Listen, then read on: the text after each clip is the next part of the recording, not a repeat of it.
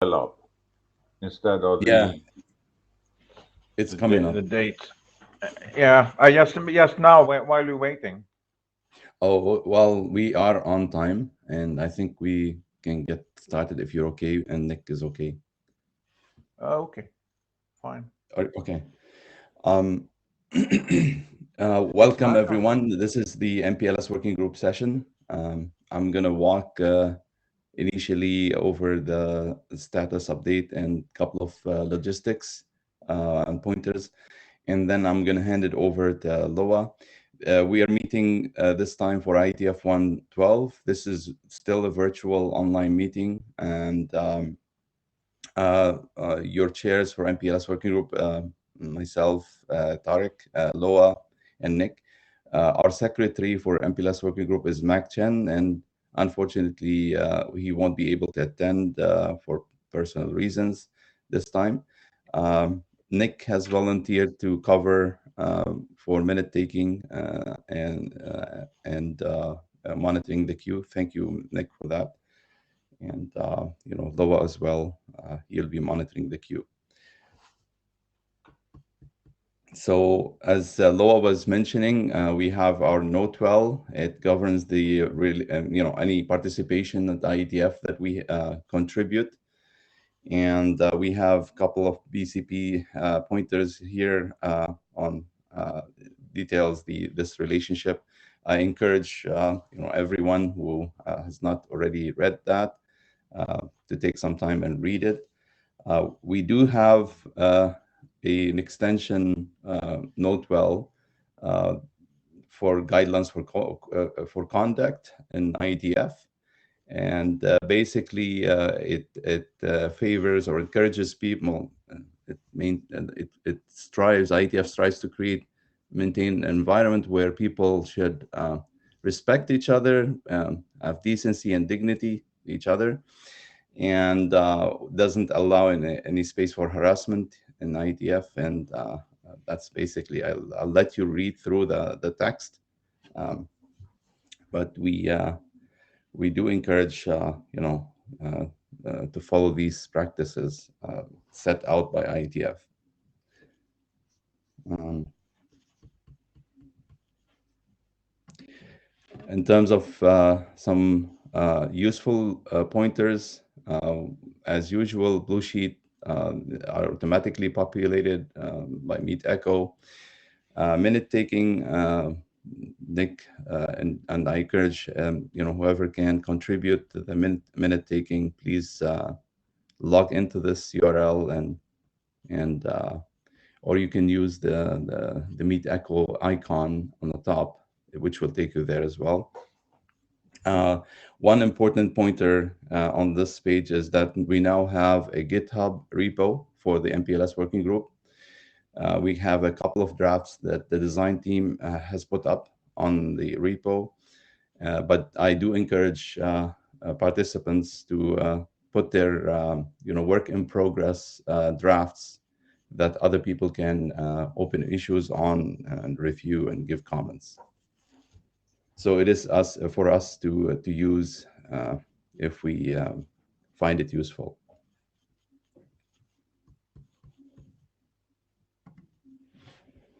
This is our agenda today. We have a couple of minutes to go over more administrative things, and then we'll move on to the working group status report. And then I'll hand over to Loa to talk more about the open design team report, reporting on that, and the activities that the design team is working on. We have three other presentations that will follow, and I encourage the speakers to leave some room for questions. This is the time to bash this agenda if you don't like anything on it. So I'll uh, I'll give a pause if anybody wants to comment.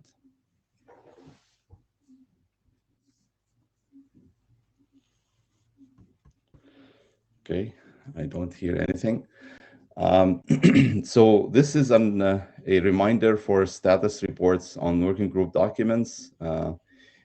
If you're a co-author of a working group document and have something to share about your document, or that will motivate asking for a slot in the session, please reach out to the chairs and include a report. We expect open issues to be mentioned and next steps update for any working group document.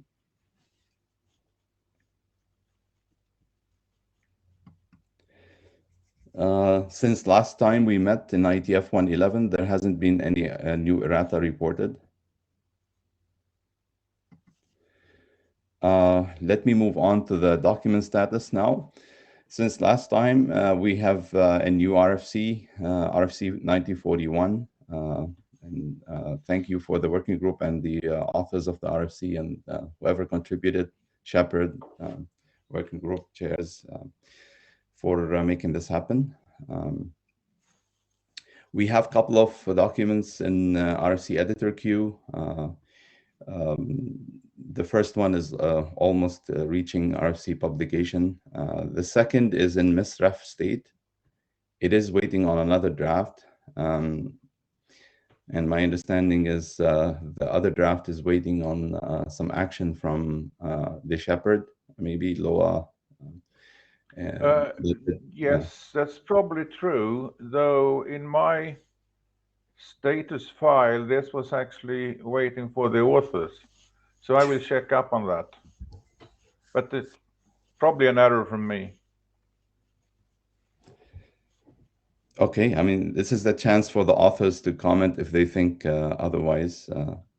So feel free. I'm not monitoring the queue, but I can speak quickly. Or Nick, if you interrupt me if you feel that somebody wants to talk. We have a document in IESG. The AD has reached out to the authors with some questions. And right now, the AD is waiting on the authors to respond to these questions. So if the authors of this draft are present, please do respond to the AD on their question. They actually confirmed, Derek, they actually confirmed that they will respond. Oh, they did? So, okay. Yeah. Yeah, okay. Then the status is, yeah, I mean, it's still waiting on them to respond. Yeah. The next document we have is a newly adopted document. It's a working group document now. And we have triggered the early code point allocation for this draft. We have received a request and from the authors that it's suitable to do early code allocation.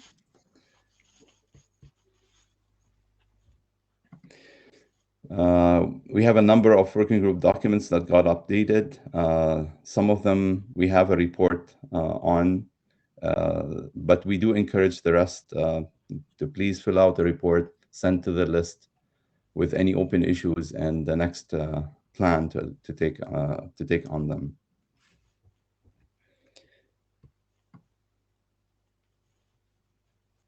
Okay. You have I have a two people in notification. queue. Yeah, I got that notification. So, yeah, whoever, Pavan, go ahead. Regarding RA, RSVP, FRR, I mean, this was, I mean, it was pushed to ISG for publication. I think it just sat there for some time. And I think the ask was to make an I mean, the updates are made, but the ask was to go back to the working group and revisit it. I don't know why it's stuck in this state. Is there something that's expected of the authors to? There are no updates coming ready. Yeah, it came back from the working group. Actually, it was sent back from the AD or the attitude queue back to the working group for taking action. And as far as I know, has the action been taken? Yeah, my understanding is that I mean, I think the problem there was that the request edits were made, but the authors took a while to get that done. Because of the delay, the ask was to go back to the working group and come back. I mean, that's how I Yeah. interpreted that. There are no updates to be made, so I mean, I think it can progress again. That's my take on it. Okay, so maybe an email saying that all the action or all the outstanding comments have been cleared and Sure, we makes can sense. Yeah, progress. we'll do that. Loa, do you want to add more on this? No, I think it's fine. Thanks. Okay, we have, I think Rakesh is next in the queue. Yeah, hi Tarek. Hi everyone. Good morning. Good afternoon. Hi. So, the RFC 6374 SR draft, we sent an email update last week. We believe the document is ready for working group last call. Okay, thank you for reminding. Somehow we missed that update. Make sure that we do take action on that. Okay. Yeah. Thanks, Tarek. Thank you. Stewart?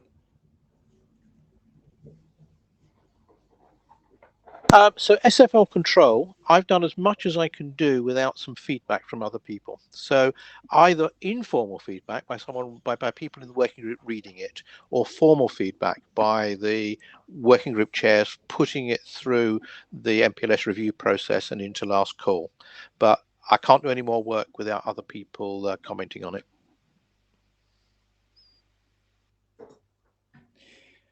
Loa, you're the shepherd on this. Do you want to comment? Yeah, no, I think I misplaced this document in the wrong status. I think Stuart is right.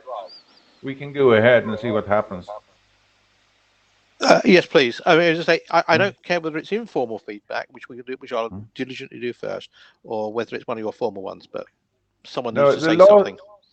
The last mail I have on that draft is actually mailed to you from me, asking if there is anything more you want to do, and I haven't seen the response on that. Oh, I apologise. No, I need you to take the next step, please, to either encourage people to encourage some feedback. Thank you. Okay, thanks, Stuart. Shraddha, do you want to go ahead? Yes, so the SREP OAM draft, I had requested for working group last call. We believe there are no further updates on this draft. Yeah, I can. I mean, if I have to send the request again on the mailing list, I will do so. But just wanted to know any other procedures. I don't think that's necessary. I think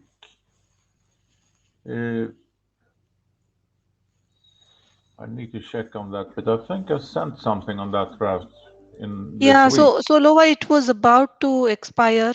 It had expired actually, which I refreshed today. Okay, so then we then we are good. Thanks. Okay, thank you. I'll move on, and we have a couple of new individual drafts. Some of them, they're not on the agenda today. We encourage the new drafts to be shared with the working group, maybe a short presentation next time. Actually, Tarek, both of those are on the joint meeting after this. Oh, okay. I remember the first nibble and the MIAT requirements, right?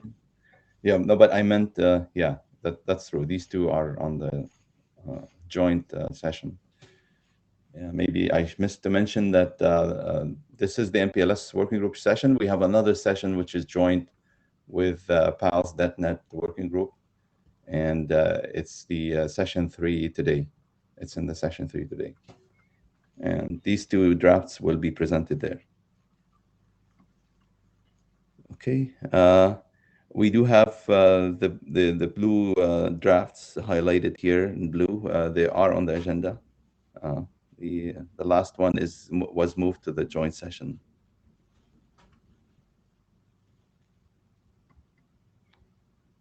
Okay. Okay, again, we have one which is on the agenda from the individual drafts. Okay, I promised a report on this draft in-band PM encapsulation. So there was a version that was reviewed by the MPLS review team, version 1, and the authors took action and addressed all the comments. Version 2 stands as is. There is an open issue, or maybe it's staying in line with what is happening in the MPLS open design team. There is a talk about MPLS indicators and ancillary data being discussed at open design team. So this will allow a single SPL to carry multiple actions. And the authors think that this is related. This can be an action that that the MEAD indicator can carry. So I encourage, the authors of this draft, personally, I encourage them to participate in the open design team and highlight that this is an action or a function that can be also part of the discussions. This is your chance, the authors, if you want to comment more. But this is my feedback. Okay. I see Kiriti is in the queue. Do you want to go ahead, Kiriti? Yeah, can you hear me? Yes, I can. Okay, my question was for, I'm hearing an echo. That might be just me. For the LR document. Your voice is a little bit faint. Can you raise up your voice a bit? Is this better? A little bit, but still. Can you do any better? Okay. The question was for the LR draft. We wanted to make it a working group document. So where are we in that process? Yeah. Last time we met, Kiriti, on this, there was a action on the authors to, at least indicate that. Was there an action on the LR to integrate this with what's happening in MPLS Open Design Team? Is that accurate? Last time we took this note, or maybe I'm missing something. I missed the question. Is there an action? Yeah, I think there was, an update that you promised to make to the draft, the LR. I will check with my co-author. Unfortunately, he just left Juniper, but I will check with him. But from what I understood, it was just to make it a working group document. But I'll check with him. Okay. Oh, okay, okay. Okay. Kiriti or Nick, do you have anything to add on this, the LR draft? Not right now.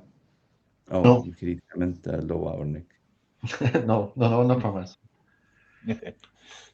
No, I think it's fine. Okay, thank you. I'll move on and hand over now to Loa to talk a little bit about the report on MPLS Open Design Team activities. Okay, I try to do this rather quickly. We normally have done one short report here and another report in the design team.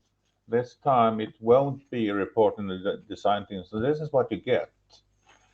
When I think back to the start of the work, it seemed to be just a small piece. We needed to do something about organizing the use of the first bytes after the boss. But when looking at it, it's growing and growing, and we're starting to get close to taking decision on some of the issues. So watch out. Next slide, please. So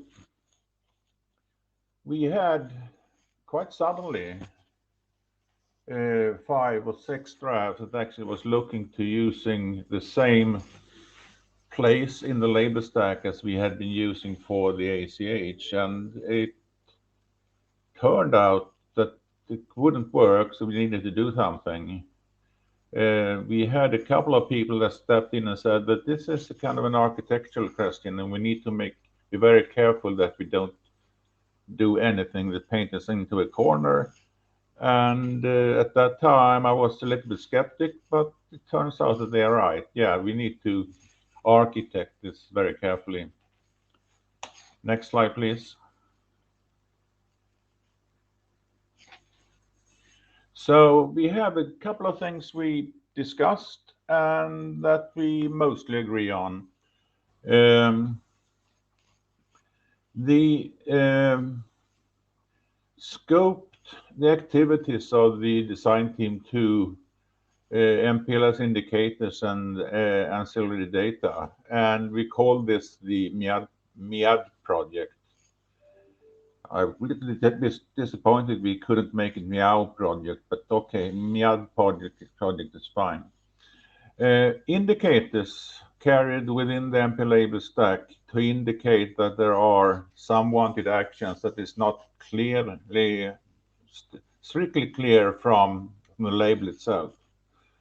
Auxiliary data is carried with the packet and is in support for those actions. Auxiliary data has 3 different forms. It can be in-stack data, it can be post-stack data, or it can be, we say, no data. And putting no data there is a little bit of a stretch, but we have cases, so it's there. Next slide, please. Further,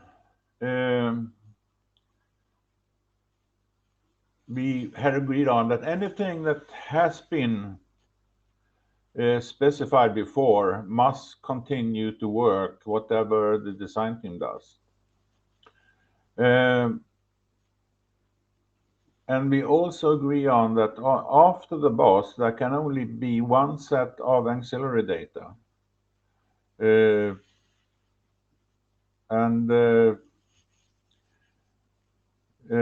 I think that is one of the important things we really have understood over time. Auxiliary data might be complex and have structure. It might not just be one value or something. It could be something more complex. And when we specify new applications, they need to resolve how to carry indicators and auxiliary data without interfering with the earliest existing specifications. One more slide, I think.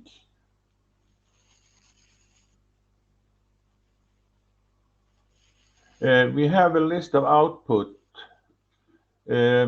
We definitely have output from the design team. Use cases, requirement, and a framework that has taken time. Things has been changing.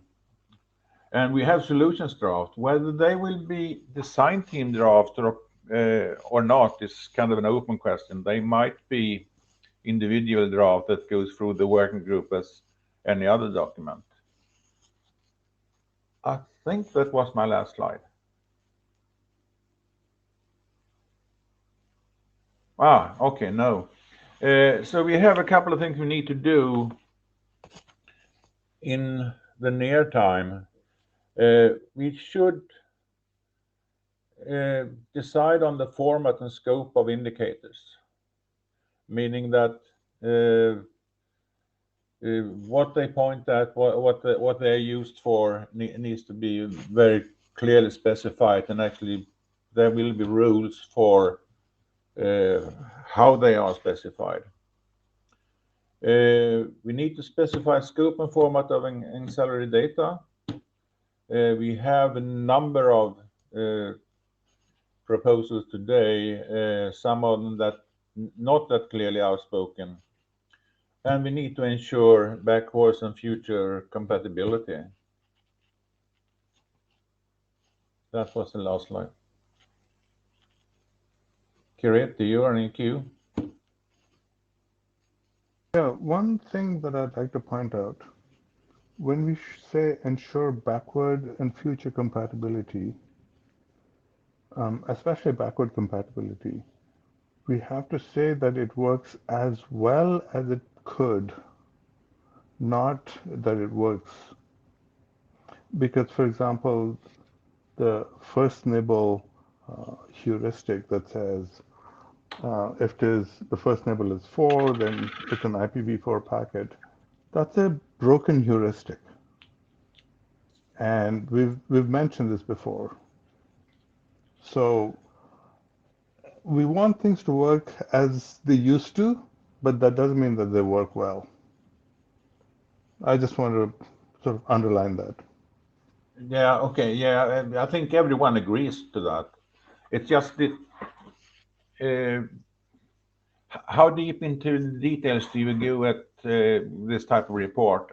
We understand that we have things in current specification that does not work well, and they will not work well just because the design team does anything.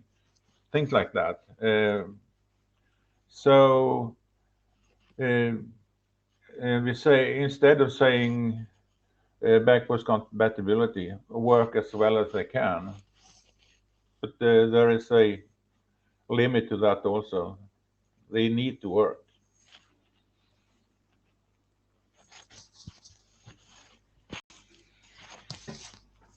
Okay, I'm done. thank you, Loa. I don't see anyone else in the queue, so we'll move on to the next presentation. Let me see if I can find. I think it's Rakesh who's next. You should be able to see the slides. If not, let me know. Yeah, thanks, Tarek. I see it. You guys hear me? Yeah. Yes. Okay, yeah, thanks. So, yeah, my name is Rakesh Gandhi, and I'm presenting the draft on the encapsulation of STAMP for pseudo wires in MPLS networks on behalf of the authors listed here. Next slide, please. So the agenda is to look at the requirements and the scope of the draft, the summary of the procedures defined, and the next steps. Next slide, please. So the requirements and scope. This is encapsulation of simple TWAMP stamp test packets for the MPLS pseudo wires. We're looking at both the packets with and without the IPUDP header. The motivation there is to, because this is for the in-band stamp, so we like to follow the same as data traffic and match the headers. And also need to make sure that we're following the same ECMP path as well as data traffic. The scope is stamp, the 8762, the stamp extensions in RFC 8972.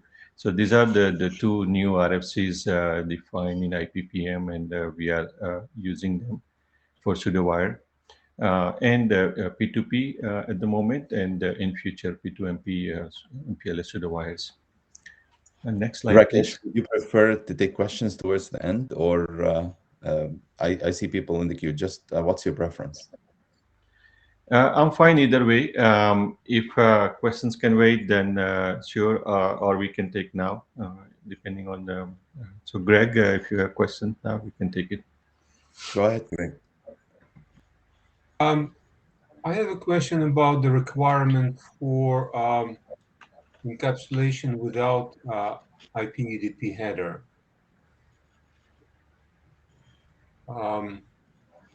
Because in my opinion, that creates more complexity than it might bring any benefit. So where this requirement is from? Yeah, so we're trying to send the TWAM packets in band with data traffic. So along the same path and with the same header. There is data traffic for pseudowire that has no IP header, and we like to use the same headers as the data traffic with no IP header to avoid any different behavior. The goal here is to measure the accurate latency and packet loss and whatnot. So we're trying to avoid putting a IP header that's not really carried by the data traffic into these probe packets and have a different behavior in data plane. Well, my understanding is that if in MPLS network we want to be in band with the monitored data flow, well, the recommendation is to use entropy label. So as was discussed, and that's part of the discussion, open design team of this first nibble, but it's more a hack. So I don't really see that there is a apparent need to do without IP UDP header. Yeah, data is not carrying a IP header in the pseudowire case. Then it makes no sense to say probe packets carry IP header, the fabricated IP header that you had to come up with that can cause the other side issues. It's a But different normally header, right?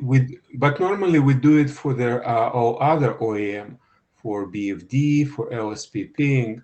So it's not something new, and it's not really a problem for operations.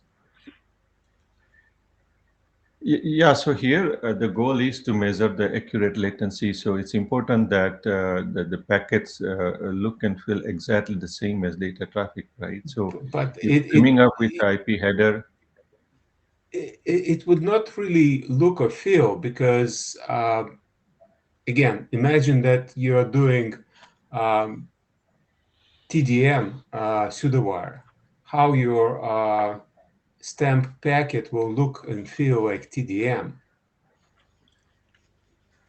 Yeah, so if data is not carrying IP header, you have probing that using IP header. It's a different packets, right? It's not. No, but So Greg and then Rakesh, maybe this is an interesting thing to take to the list. I think it's it's worth answering Greg's question. So please follow up on the list on that, and let's give Stewart a chance to ask his question. Thank you, Greg. Thanks, Greg.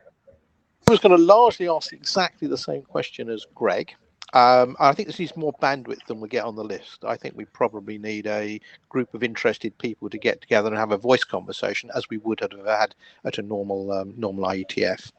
I can't see any reason why it matters that there's an IP UDP address in there, a header in there, because we've been doing, as Greg says, OAM like that for a long time.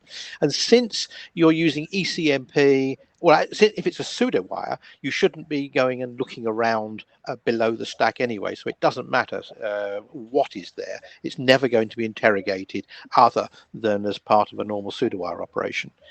Anything else is not going to go down there, because you're saying you have to put an entropy label in there. So I don't think you need the complexity of these two cases. Just use one, and we already have one that works, which is using IP UDP. Yeah, thanks, Stewart. Yeah, so next slide, please. The reference topology here, we have stamp sender S1 and reflector R1. We have pseudowire, and the stamp packets follow the pseudowire. Next slide, please. So this is the case that Stuart and Greg mentioned about using the IPv4 and IPv6 ACH to carry the stamp. So there are existing ACH defined 21 and 57 values for IPv4, IPv6 that's used. And next slide, please. And this is the case where the IP header is not used. And in this case, a new ACH is defined for the session sender. Next slide, please.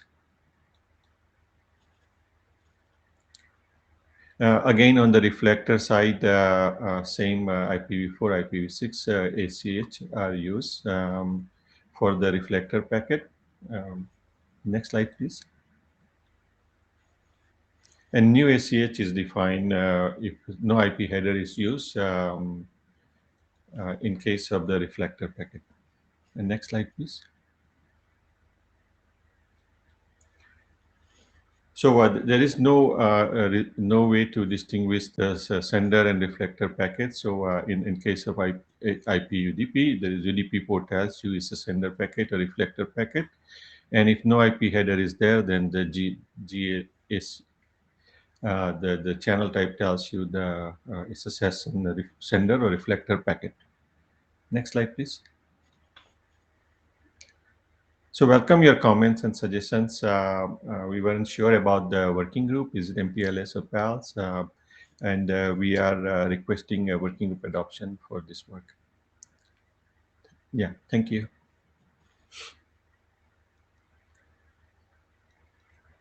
Hi, Stewart.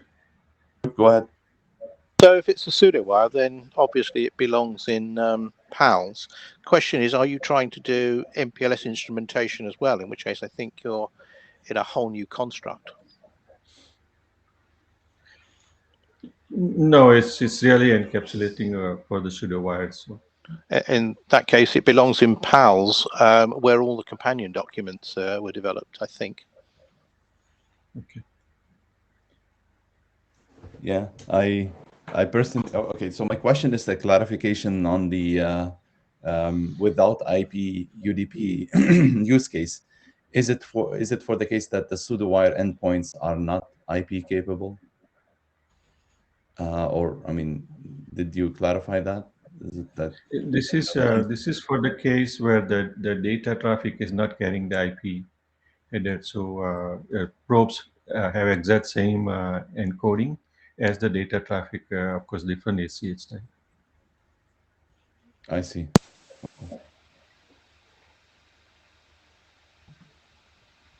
Greg, you're back in the queue. I wonder, so why it's only applicable to pseudowires, because we do have GACH, so which is applicable to MPLS, and if new ACH types are defined, if and when, that seems to be equally applicable to MPLS LSP, no?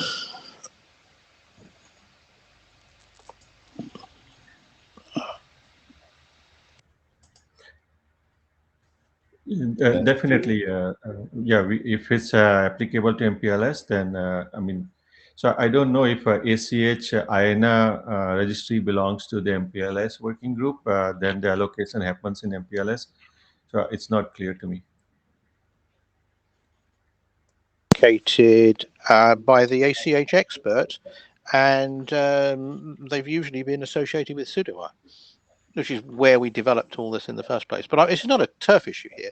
This is about doing the right thing in a simple and consistent way.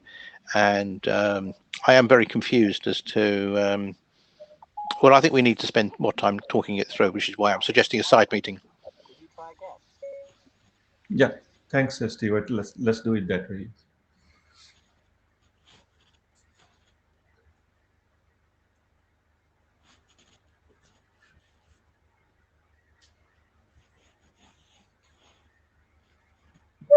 Thank you, Rakesh. The next presenter is Yingjin.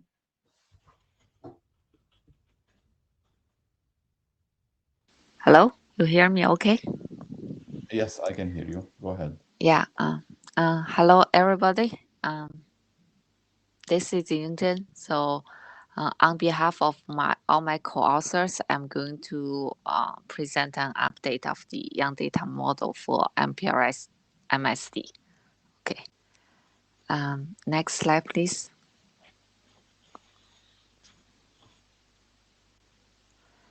So here are some recaps. MSD stands for maximum seed depths, which were defined in RFC 8476 and 8491.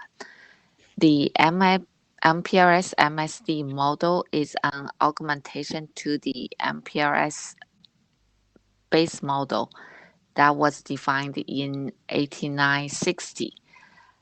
The content of this draft was originally part of RFC 9020, the Young Data Model for segment routing.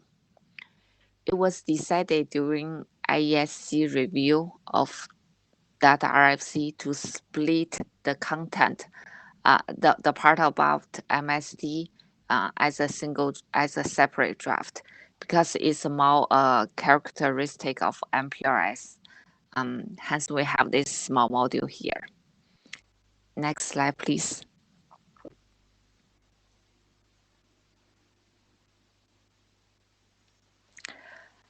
This slide shows the updated tree diagram. Compared with the old one on the right side, you can see that the major change we did was to make the interface MSD status to augment the MPLS interface instead of all interfaces.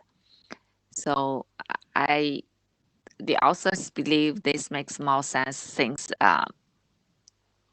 when the interface is running MPLS, right? So it has MSD. There. Next slide, please. So besides that, we remove the grouping max seed depths because no other module is really using it. We updated the security considerations with small details, plus editorial changes. The authors here would like to thank Tom Patch specifically for his review and comments. Next slide, please. So next steps. Of course, we like to address comments if there are any coming in the near future. And the authors believe the draft is ready for working group adoption. So the question to the chairs is, can we start an adoption call after this IETF? That's it. Thank you. So to me, there is a the next steps is kind of ambivalent. You say you want to collect and address comments, okay, and when that is done, you want to do the working group adoption, or are you saying that you're ready to do working group adoption and then address comments as they come in later? Well, so the comments we received so far have already been addressed. Of course, we welcome people to review and send in more comments. But since this part of the document, the module itself was a split of the segment routing model, it was already intensely reviewed there. So I personally am not expecting many new comments coming in. So I think we should start the working group adoption call. Okay, I understand you. I think my real question is, are the two bullets on the next step slides, are the first one a condition for going further, or it seems like what you're saying now is actually you want to go to working group adoption? Yes, I like to study working group adoption, and meanwhile, if during the adoption process or after the adoption, we will continue to address the comments. I don't think they conflict with each other.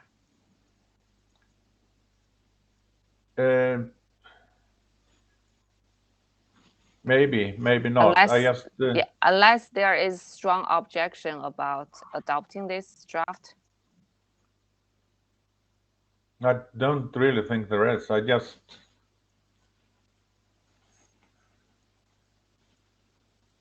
I think it would be better if the last slide said that we request working group adoption, and further comments will be addressed during the working group process. I think that's okay. Oh, okay, yeah. If you want, I can even change the slide, upload a new version. Probably not necessary. We have it in the discussion. It's fine. Yeah. Hope that doesn't cause more confusion. I have a question for you, Yizhen. I'll go back to slide 3. I see that you are doing the MSD per interface. Yes. And per node as well, or is it? I see per node and per interface. Is that correct? Okay. Yes. And is the per node the lowest common denominator? Is that the thinking?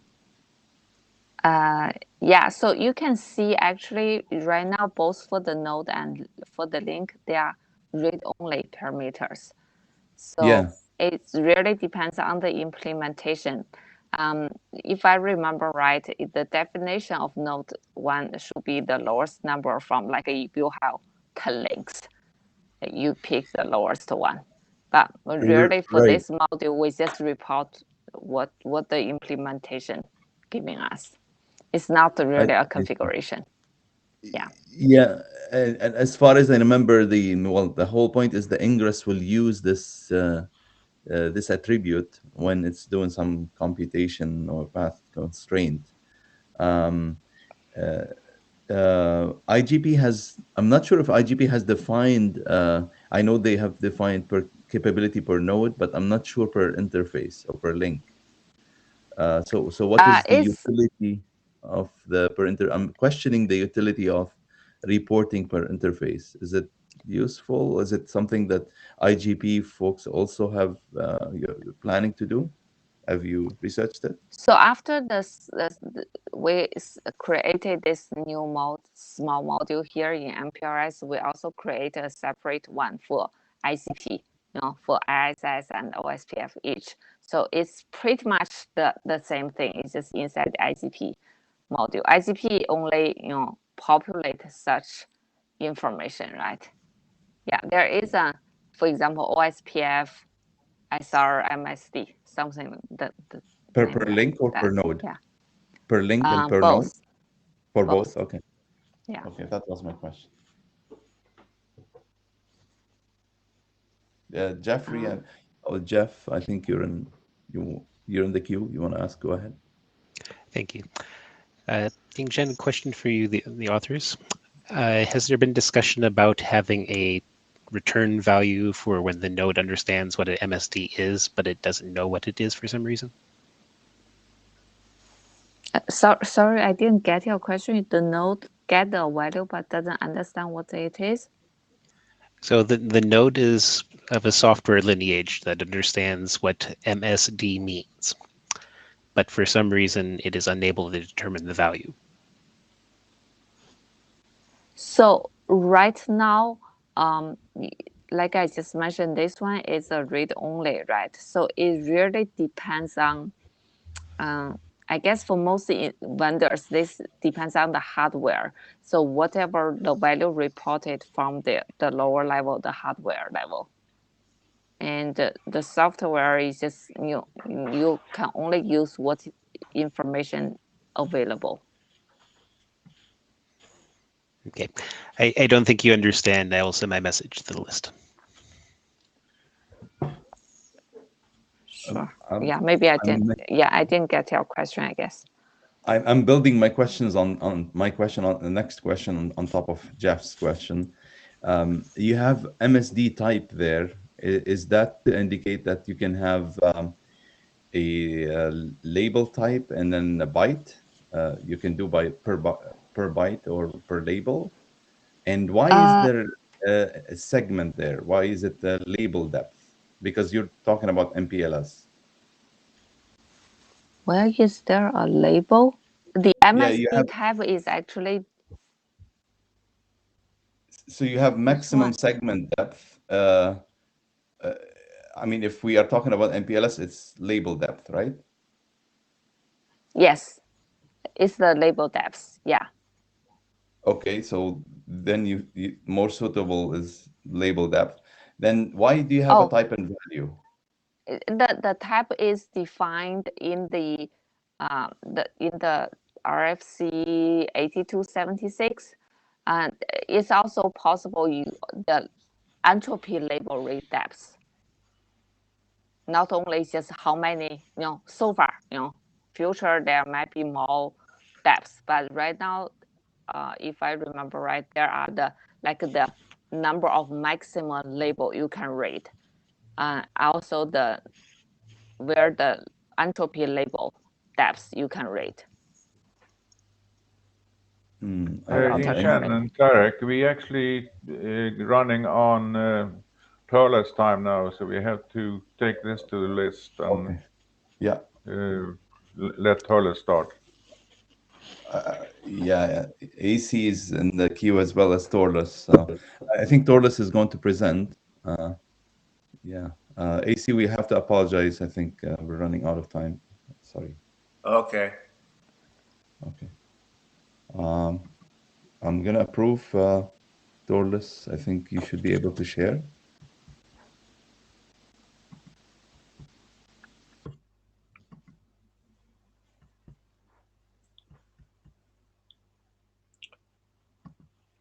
All right, thank you very much. So I wanted to talk a little bit about the deterministic QS for the MPLS data plane considerations. I have one draft that I'm trying to promote to get into DetNet.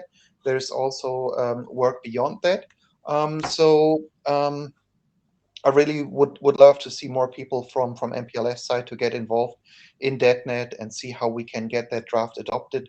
And I think the reason for that is what I wanted to high level up here, the details of the draft.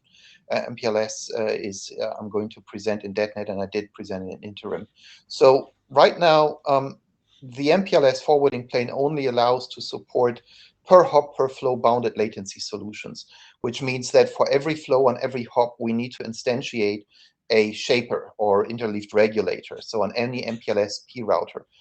So there are different shapers. There's RFC 2212, and there's IEEE TSN asynchronous traffic shaper. But the fundamental issue, of course, is that this is highly undesirable, in our typical MPLS service provider designs, which means segment routing networks, where we really want to have per hop, per flow stateless behavior, but instead source routing, so that we have scalability, low churn of the control plane, and so on.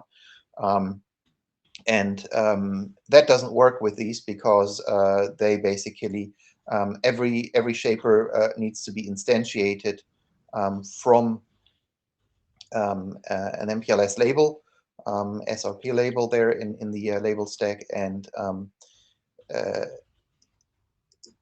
there is the total number of these shapers that you would need could easily get into the tens of thousands in a large service provider networks. And I think we've got good experience that even this number of just routing states or so is something that we really don't want when we can avoid it. There is another, more application-centric issue, and that is that these shaper solutions do introduce the maximum amount of jitter, because as soon as there is no competing traffic, the queuing latency is 0, and with the maximum amount of competing traffic, you have the maximum queuing latency. So, and this is really highly undesirable, especially in a lot of industrial applications, as we've learned over the years. So really the industry would like to have a lower jitter solution, and I did present in DetNet example reasons for that, including the need to otherwise have more clock synchronization and more difficult end user devices. So now, what options do we have to overcome this? And there are really two solutions, right? One is, I think, without extension changes to the MPLS packet header processing, And that's really the draft that I think we should start looking into first, that I have in DetNet, which is this, TCQF, which is per hop, per flow stateless, very low jitter, independent of the path property. So the jitter doesn't go up with the number of hops or the per hop latency. And it purely relies on using the traffic class value in the MPLS label to indicate, the additionally necessary parameter to enable this QS, and it is per flow stateless. So we need 3 to 5 of those TC values. So I think this is really the only short-term option for no MPLS packet header changes. And it is not vaporware, but instead it was validated in a 2,000 kilometer wide area network with 100 gigabit or faster high-speed WAN routers, and fairly simple QS FPGA code on the QS chips there. Now, when we do think about extensions and changes to the MPLS packet header and processing, there are really various options, and I think those would all be interesting to look into, but it's really dangerous to think that we could standardize, non-extensible solutions now, and I don't really think we know exactly how to make them extensible now, because we didn't have the discussion, right? So, because I think there are also more QS things for both for DetNet and beyond and MPLS where we want to have better QS, and so it really goes into the need to have more of a design team for that. And it would be great if we wouldn't have to do that only for MPLS, because the same type of issues really exist in the very same way for IPv6. So here's just a little excerpt, how that text cyclic queuing and forwarding works. It's pretty much based on the 12-year-old TSN solution. Cyclic queuing and forwarding packets are simply forwarded bucket by bucket, hop by hop, into cycles, and then that effectively means that the latency on a hop per basis is exactly one such cycle latency, and of course the jitter is then the cycle jitter, which can be 100 microseconds. And the main thing that needed to be done to make this technology work for large networks was to really put the cycle number into the packet, so that in TSN a packet is received into the cycle based on its timestamp. And obviously, when you have latency on links and when you have jitter, that doesn't work. So that's why the cycle number needs to be in the packet. That's why we need to find something in a packet header to do it. And that's why a small cycle number from 1 to 3 is kind of the best thing we can get out of the existing forwarding plane with the traffic class bits. So now, and we also are doing, pseudocode, so it hopefully should be easy to understand how easy this ultimately is in the forwarding plane, what needs to be done, and that it would obviously work exactly the same way, not only for MPLS, but also for the IP data plane in DetNet with 3 to 5 DSCP values, which isn't really, a strong, priority for us now, but which obviously gives safety in terms of saying that this can be done without data plane changes for both of our data planes in DetNet. Okay, so I was talking about, extensible QS header, and here's a little bit kind of that first round highlight of what all the issues are that I think we haven't tackled with QS, DetNet, and beyond, right? So the first thing is that the pre-auth, we've done that for MPLS, but not for IP. So, given how in the MPLS design team there were thoughts of, having headers that would be equally able to attach to MPLS and to IP, something like for pre-auth would make a lot of sense for that.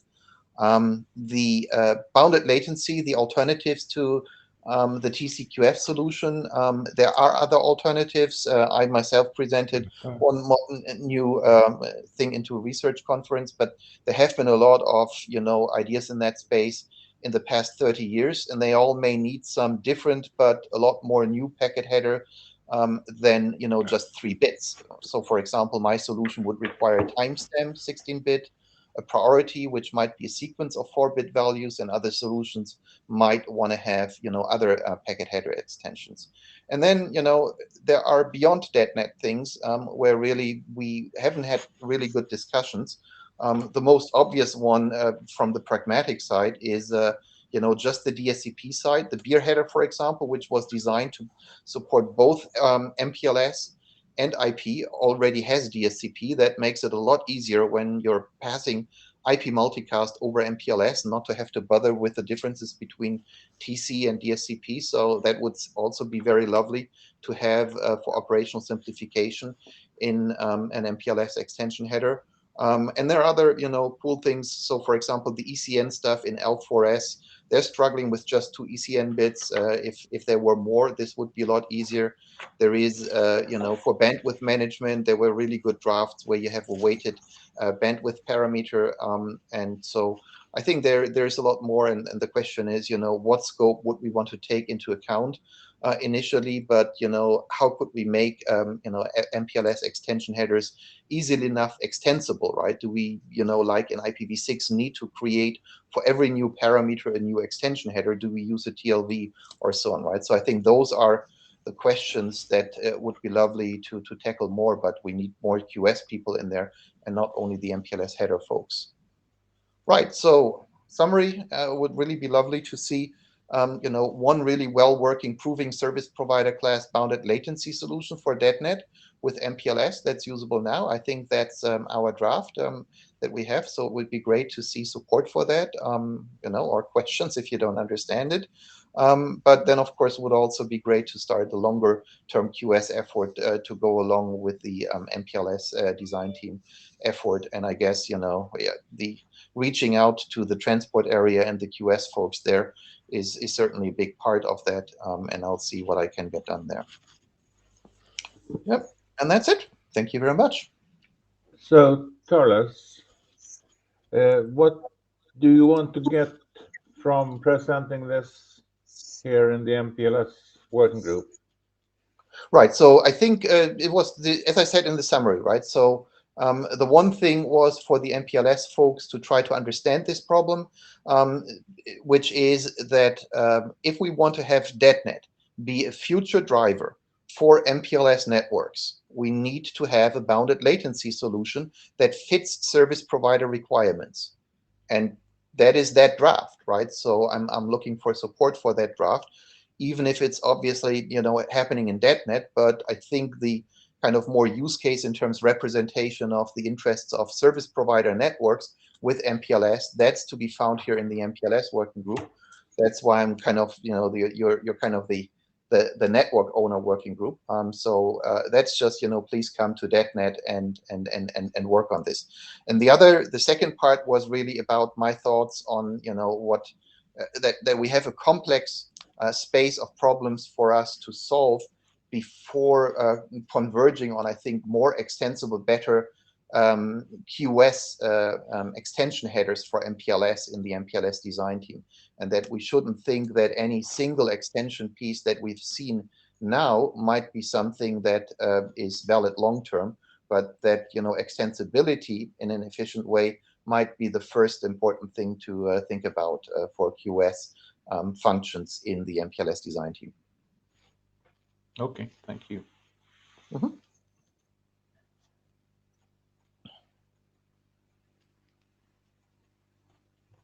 Okay, we have one person in the queue, but we're out of time. So if this is quick, Uma, go ahead. Otherwise, I think we have to take it to the list. It's very quick, actually. So one comment I had was it's a very loaded topic, definitely. Torles, you're comparing with CQF and ATS stuff. So basically, that is you need a lot of understanding of TSN technologies and also the DetNet requirements to differentiate this. But the question relevant here is you're asking for the TCN base 3 to 5 for the CQF stuff, right? So it happened in the TSV working group also for the L4S. We don't have that many bits, right? We have only 3 bits here. So how do you get 5 values out of it? Values, Right? values, yes, it's 3 bits, that's 8 values, and I'm saying we need 3 to 5 values out of the 8. Yeah, even getting 1 or 2 there itself is getting difficult, right? So that was happened in TSV working group discussions during L4S. So think about it. So you might have to go to MPLS DT for extensible stuff. Yeah. Yeah, That's the but I think that's a question of, you know, how are you already using the TC values in MPLS networks, and what is the important differentiation that gives you, you know, a business value? Yeah. Okay. Thanks. And also Okay. the comparison of ATS and CQF is extremely complicated. If you put a separate session in the DT or .NET, will be useful. Thanks. Oh yeah, sure. Mm-hmm. Okay. Any closing comments from the working group chairs before we adjourn? Loa, Nick?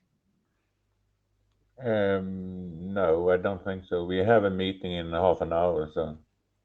Okay. All right. Thank you, everyone who attended. We'll see you soon, either next session or next IETF. Thanks. Bye. Thank you. Bye. Okay, thank you.